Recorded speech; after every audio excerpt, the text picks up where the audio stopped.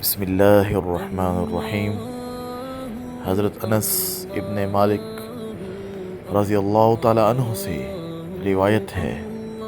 کہ جناب رسول اللہ صلی اللہ علیہ وسلم نے فرمایا کہ جو شخص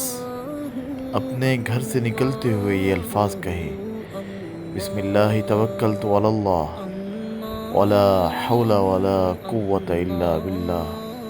تو اس وقت اسے کہا جاتا ہے کہ تجھے ہدایت دے دی گئی ہے اور تیری طرف سے کفایت کر دی گئی ہے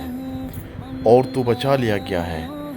یہ سن کر شیطان اس سے پرے ہٹ جاتا ہے اور ایک دوسرا شیطان اس شیطان سے کہتا ہے کہ تم اس آدمی کو گمراہ کیسے کر سکتے ہو جسے ہدایت دی گئی ہے، جس کی طرف سے اس کا بوجھ اٹھا لیا گیا اور اسے تمام شیطانوں سے بچا لیا گیا،